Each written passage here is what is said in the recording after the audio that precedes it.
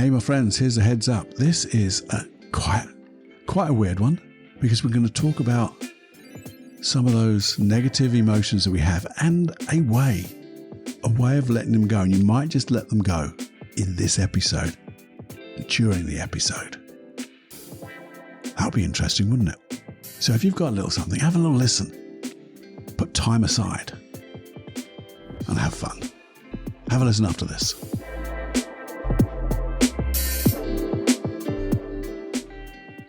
Hey, this is the Personal Development Unplugged podcast, where we use hypnosis. Yeah, hypnosis.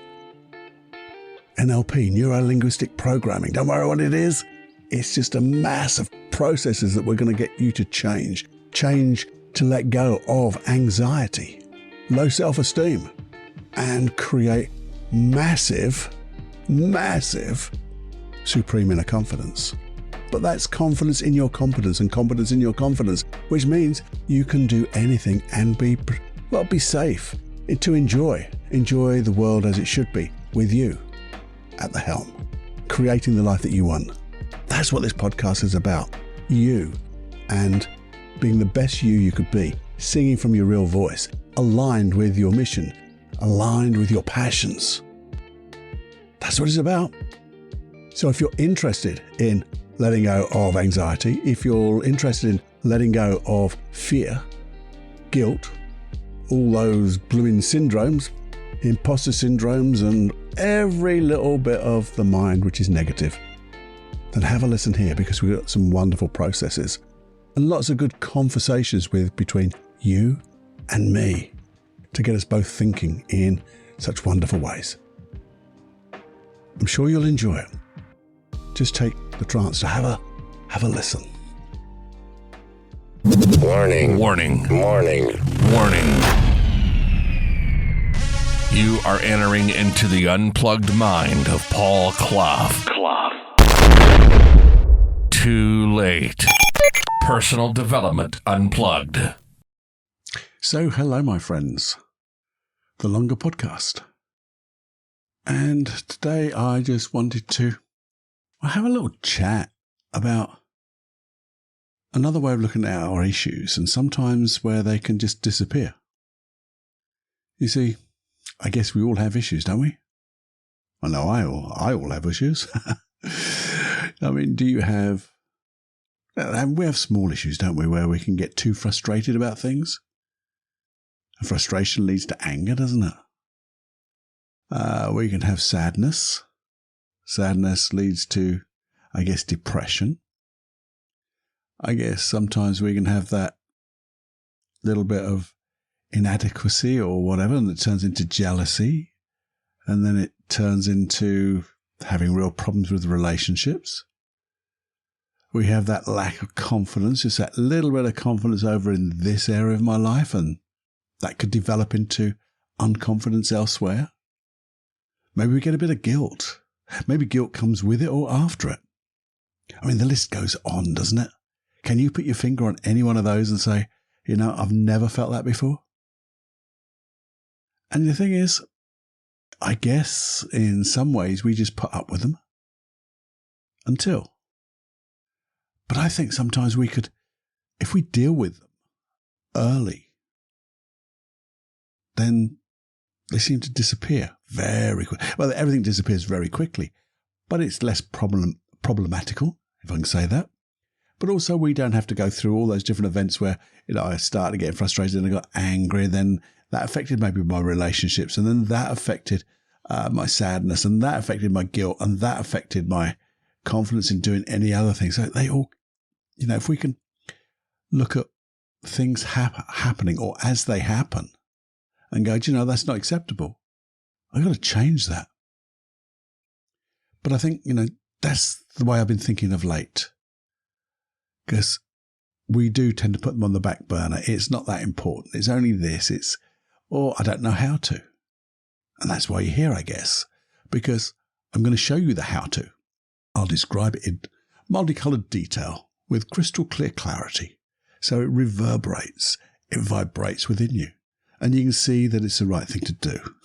That's a lovely bit of, maybe you can just see it. Because have you noticed, you see, if there's a particular area of your life which you have this, like a negative emotion, you might have noticed that if you go back over a period of time, it wasn't so intense. It was less intense. That's because it's not so intense, or it's grown more intense over the years. Go back 5 years. We've talked about this before, I know, but it's always good to repeat, because sometimes it actually takes a few times of listening to things in different areas to actually become clear. I know I do. I'll maybe not understand something, and then I hear it again. I don't understand it. And then I hear it in a different context, and all of a sudden we get that eureka aha moment. So this is why I try to tell you things in different ways. And it's like this thing that we had was created. You created it. You decided. We've talked about that before. You decided, unconsciously, by the way, you decided to create that emotion for a particular reason. And it's a positive reason. We'll talk about that shortly. But the thing is, it started very small. And probably because you were pretty young. Because if you think about it, when was the first time, if this is a question we tend to ask people and explain to people when we do timeline therapy, when was the first time maybe you felt anger? When do you think it was? Now, I know you might go, because for me, I said, I remember it was at 4. I've got a distinct, vivid memory getting so cross with a little toy. It was like this little soldier toy. I got so cross, I bit his head off. And it is funny now when I think about it. But at the time, I was blooming livid. And maybe that was the first time I'd experienced anger. But I don't think so. Because I might have experienced, say, anger within a few weeks of being born. Angry that maybe I've got a wet nappy, a soiled nappy, maybe because I was hungry, maybe because I was just irritable. But I didn't know it was anger at the time, because no one said, "Oh, Cluffy, stop being so angry," because they probably did that when I was about 4 or 5, and I suddenly realised, oh, this emotion that feels this way is anger. But maybe I felt it when I was being born, coming out that lovely, safe haven from my mum's womb into this bright world. Maybe that could have just sparked off a bit of anger without me knowing what it is. Or maybe, here's one for you, maybe in my mum's womb, when mum got angry, and I'm connected to her, really connected, aren't I? Maybe you were as well, not to my mum's womb, obviously. But for her to experience anger, then we would have done too, wouldn't we? But we wouldn't know what it was. We'd just experience the emotion without a label. Maybe sometimes there's a lot of talk now about your DNA, where events in the past from your generations are somehow coded into your DNA and something triggers it. And an event triggers something inside you which allows that thing in your DNA to suddenly express a negative emotion, say anger. So it could be that the very first time you really felt that emotion was way back in 3 or 4 generations ago, your grandparents. Weird, isn't it? And there's also that thing of, past lives. Now, I have a real weird time with past lives because you can't prove them, you can't disprove them. But on the other hand, there's some weird evidence about that you can't sort of disprove, but you can't prove it. But what I do believe is maybe that's where your unconscious mind, like a dream, gives you the metaphor of the solution to your problem. And maybe your unconscious mind will have put the first time you experience this particular emotion in a past life.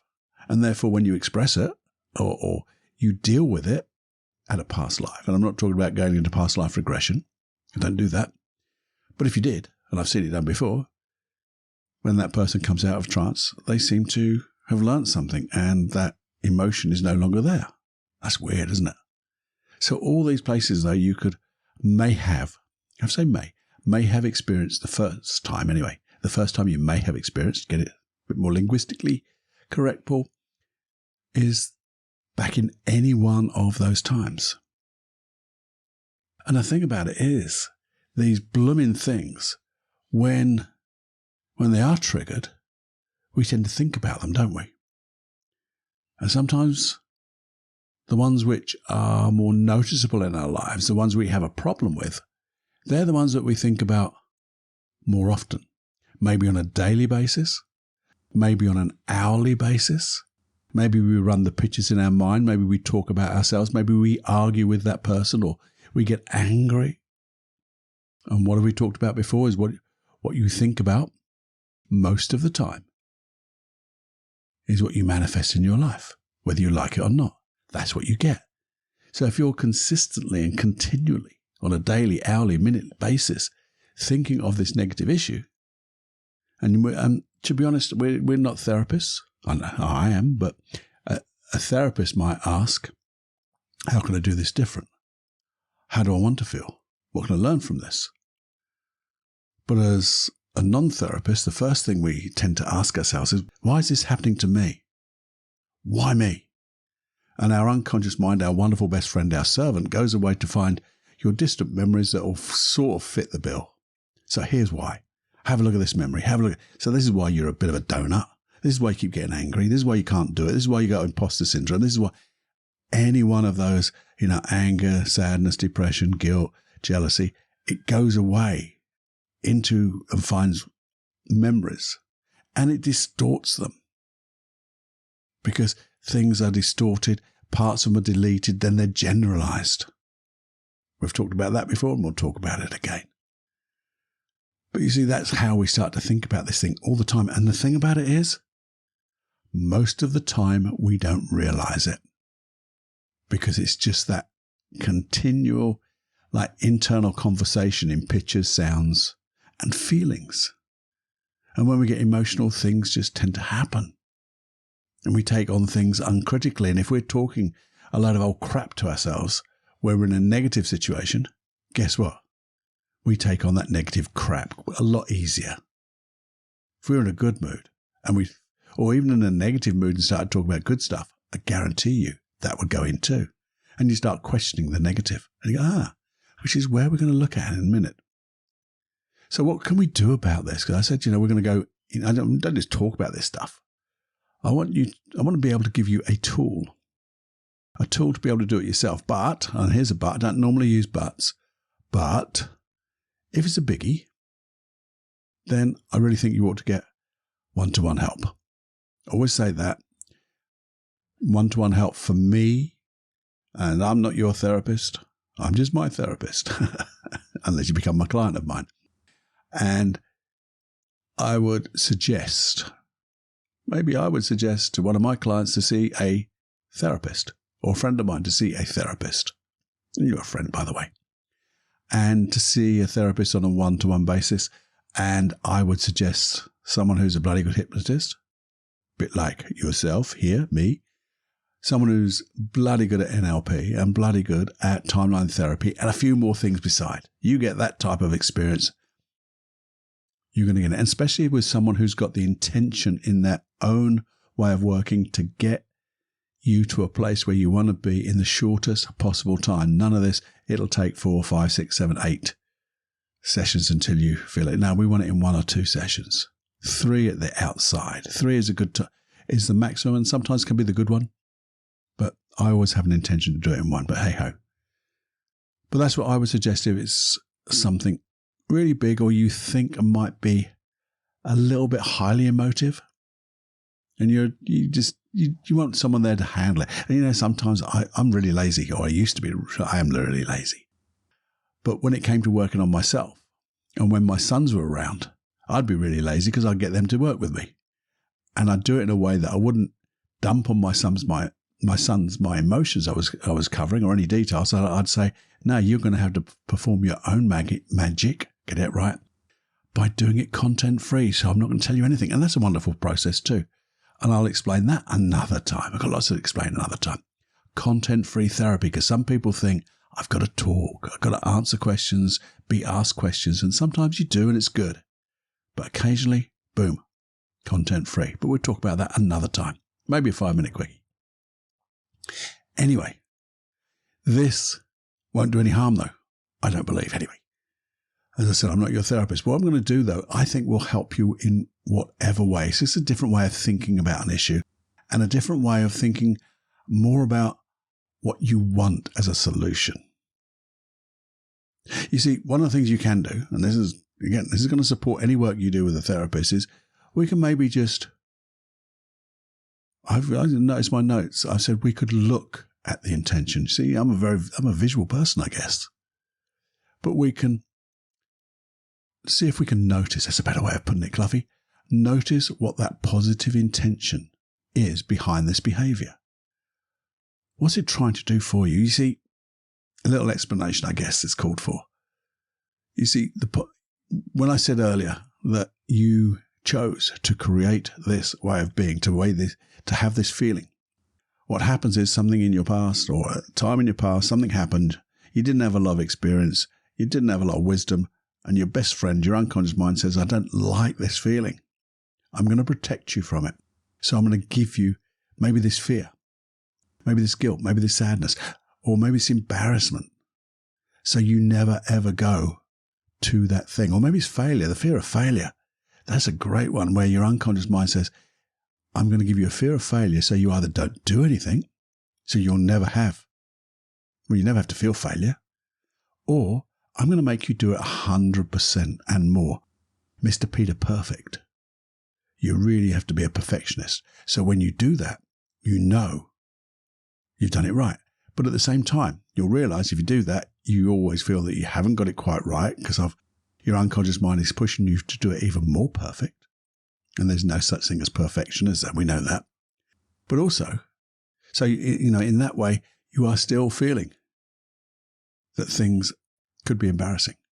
And the other thing is, if you don't do something, then you may be feeling embarrassed or guilty again. Any one of those. You feel a failure. Whoa. So now I feel a failure if I don't do something, which my unconscious mind is trying to protect me from.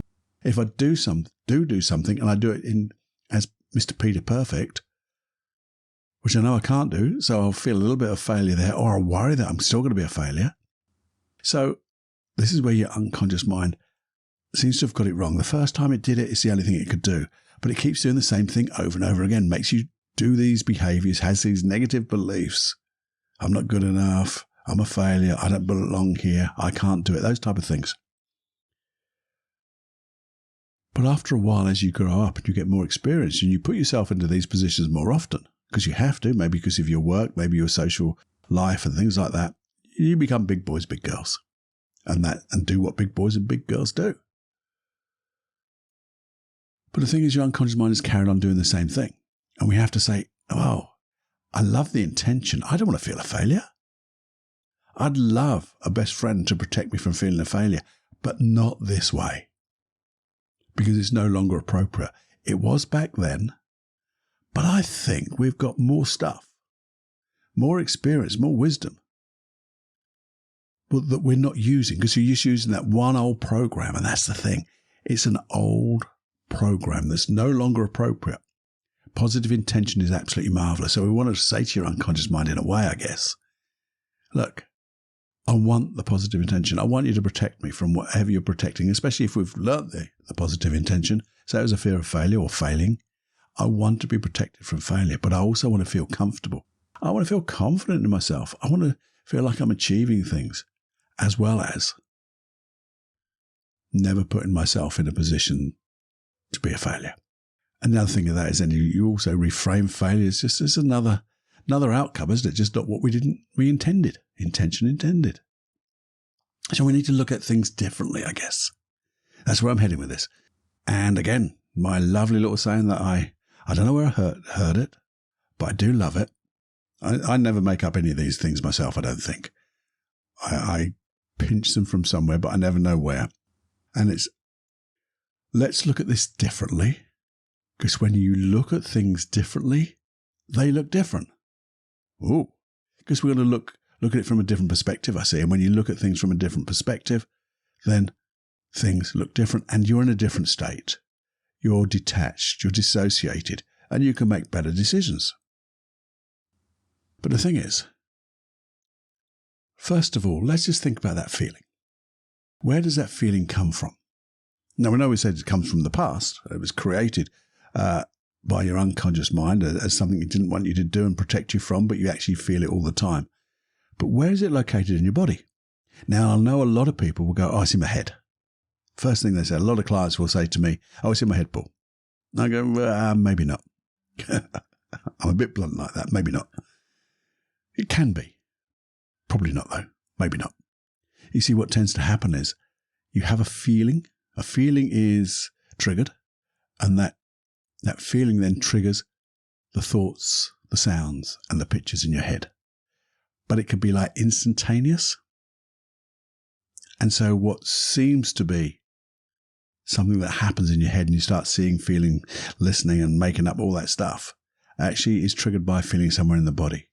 And sometimes you can just work backwards and say, well, just before I started thinking about it, where was that feeling? Where is that feeling? And you get it because you stop thinking about the things in your head and you can feel it in your body. You know, it could be in your gut, could be in your, just below your heart, could be in your throat, could be just in the pit of your stomach. They're the normal places, but you get yours. And you see, we're not going to do anything with it, by the way. We're not going to try to make it bigger. We're not going to say even make it less. They're different forms of therapy, and this is not what I'm going into just now. Maybe do that another time.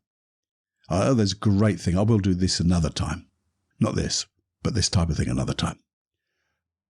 But the thing is, when you understand that feeling, you get to know what that feeling is. And here's a strange one. You get to know what it isn't. What?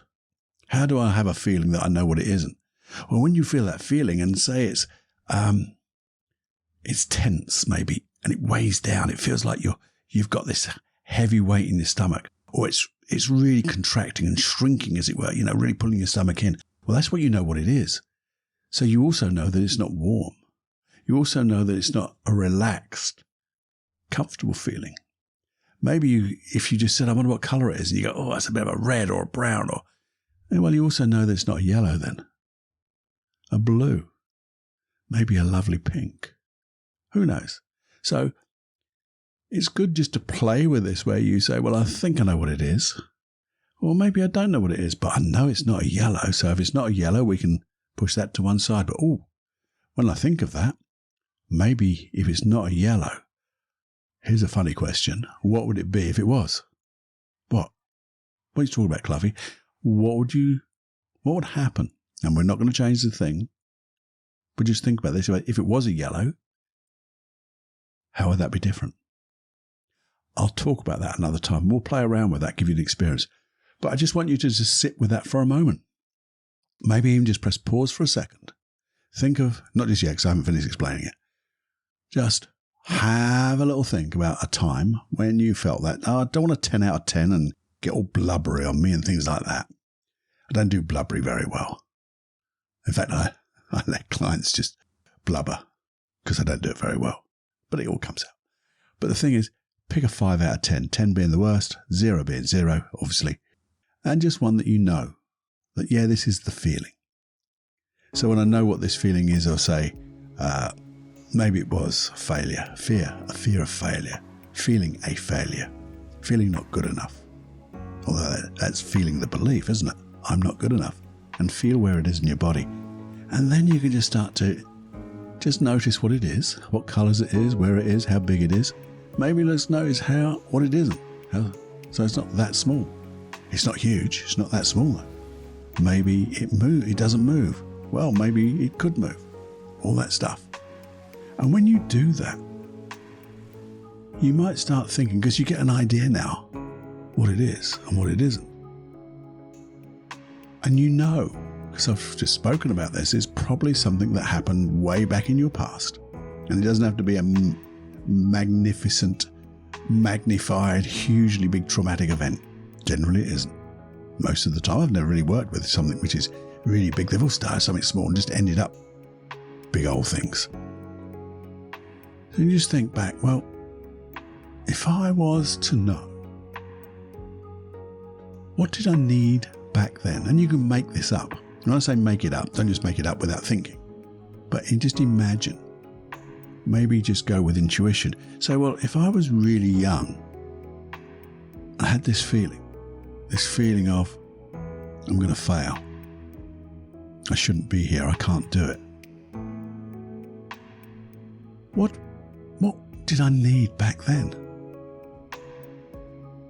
What one thing? Don't do it all at once. Just say to yourself, well, what one thing did I need back then? And intuitively you'll know.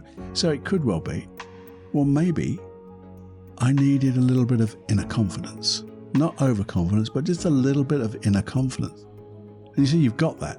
You've got that right now in abundance, because you just wouldn't have come up with it if you didn't. And you can imagine, however way you do it, you maybe just imagine sending this to a younger you. Sending that little bit of confidence. What else could that younger you want? Now, I'll give you a few examples that clients have said to me, or a few personal bits what I've done with myself. Maybe there's that thing about a special kind of love. A love that you would give yourself. Self-love, maybe. And you send that self-love to that younger you. Just imagine going whoosh. Maybe, I don't know, what would it be? Maybe there's a little bit of, I don't know, maybe just a feeling of comfort. Because comfort is just comfort, isn't it? And if you're feeling comfortable, that's pretty good. And you can feel comfortable, can't you? Can you feel comfortable now, maybe? But as you just go, maybe think of a time when you were just comfortable. Everything was okay. And when you get that feeling, just send it to that younger you. And then just for a moment, while I just babble on for a bit, just start thinking of what else did I need back then?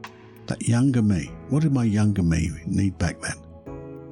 Maybe there's a belief that I am good enough. And think of a time when you have been good enough. And as you do that, send the emotion of that belief. Send the feeling of that belief that I am good enough. I can do this. Maybe there's a time when you really knew you could do this and you did it. And it was a success. So send the feeling of that belief. It's great when you start sending feelings of beliefs. What other things? It's going to be okay.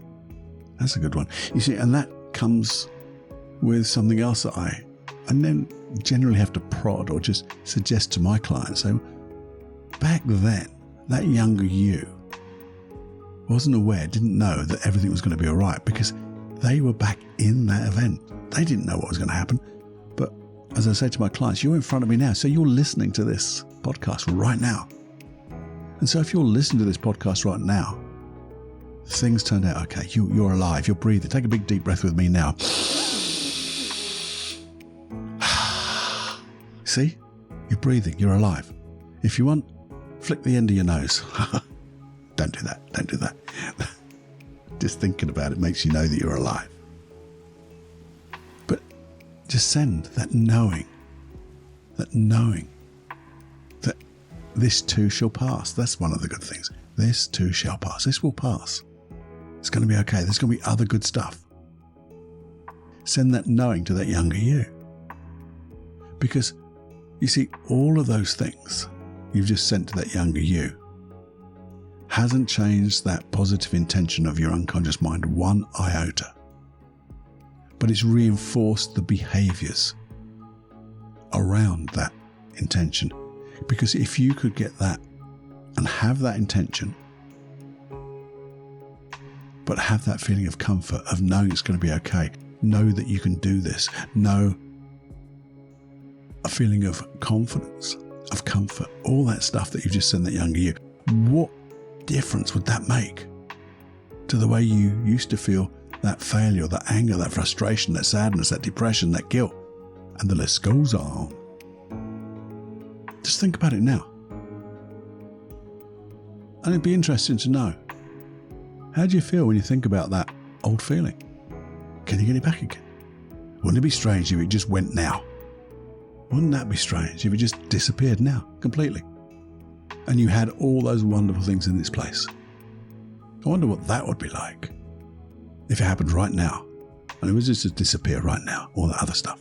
And you had what you wanted right now. I wonder what the future would look like. If you were to look into the direction of your future and just say to yourself, with all these wonderful things, the feeling of comfort, the beliefs that I know I'm okay, I'm worthy, I'm good enough, I can do this, I've got this. I've got this comfort, this confidence, this whatever. What would happen to the future you? And that future you would be now, wouldn't it? Because every time you come to those events, you'd be like that, wouldn't you? And how would that build on the next time you did the same type of thing? Now, I'm not saying just by doing what we've done has let those negative emotions go completely right now, because it might take a few moments, maybe an hour or so, who knows? Be interesting. I'd love to hear what your thoughts are about this. I'd love to hear what your reactions were. How quick did it go? What were your thoughts? What were your feelings? What did you send? What emotions did you send? I'm always interested in what emotions that you and feelings and resources you sent to that younger you. I'm really interested in that. How did you do that? Well, I think you know by now. Feedback. But if you don't anyway, you might be new. And if you are, welcome. feedback@personaldevelopmentunplugged.com. That's my personal email for this podcast. No one else gets it. I'm the only bugger here. Who else would want to be with me? Just me and my unconscious mind and you. So let me have that feedback. That'd be great if you did. And I think that's about it, because sometimes I have in the past overloaded you with all these wonderful things that I'd love you to do. I only got really one thing I'd love you to do. And the most important thing, if you do have the time, and I know I've taken up your time, but if you do have the time, would you please share this to one person? If you do it to more people, that would be even more awesomer. But if you just shared it with one person, that would be great. And if you did, send me that email. Say, look, I shared it, Paul, you. And I'll give you a big yeah-ha. Ooh yeah, as they say in the Navy SEALs, but I'm not Navy SEAL. But I do love the ooh yeah. So have a play with this. I hope I've communicated this well. I'm in a completely different environment at the moment. So my notes I've made for this are completely different than I would normally do, because I'm not in my normal recording studio.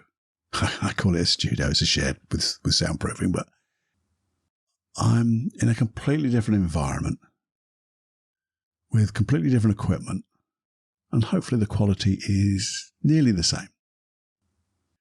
But the quality of my thoughts and the way I put them across, hopefully they're better, because I want to improve every day. Make today better than yesterday. So I want to make this episode better than the last episode and all the other episodes. And if I have, let me know. I'd love to know, really, have you noticed a difference?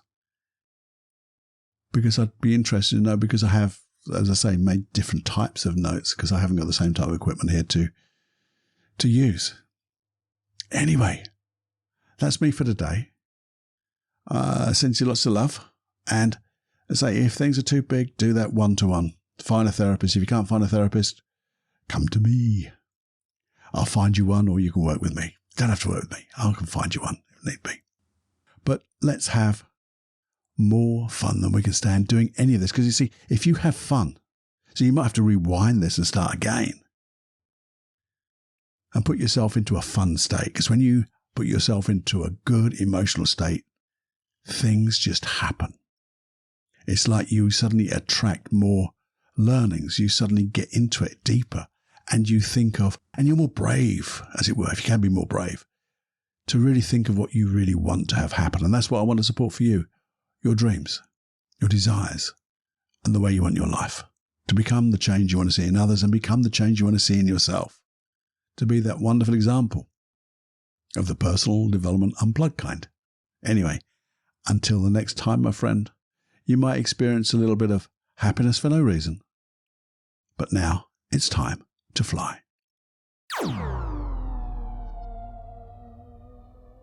So, the 90 seconds of hypnosis tracks. Why have I put hypnosis tracks on a separate website? Well, it's so simple really. I wanted you to have them all in one place so you can look through them all. You can find the particular one you want. I've even made them downloadable so you can put them on any of your playing devices that you prefer. You don't need Wi-Fi, you don't need the iTunes or whatever. You can put them anywhere you like. You can even burn them onto disk if you want. Where do you get them? Well, there you go. I told you it's paulcloughonline.com/podcast. If you're worried about your email address, please don't be, because they stay totally safe with me. I only use them to send you out that email and give you access. Simple as that. I send you a link, a special link, so you and only you can access those hypnosis tracks, because I want them just for you. And the other thing about this is you've taken responsibility. I don't want to make these open to everyone, just random. You have taken responsibility to listen and be part of this community of personal development. And I want to help you. I want to help you personally to get your dreams, your goals. And therefore, I'm giving you these tools, these protocols, these paradigms, whatever you want to call them, but in deep hypnosis. So just enjoy. Have more fun than you can stand with hypnosis.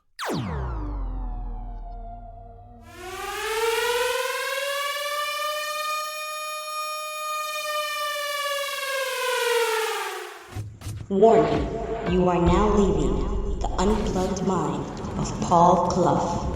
It's time to fly on your own. Be brave, my friend. Personal Development Unplugged.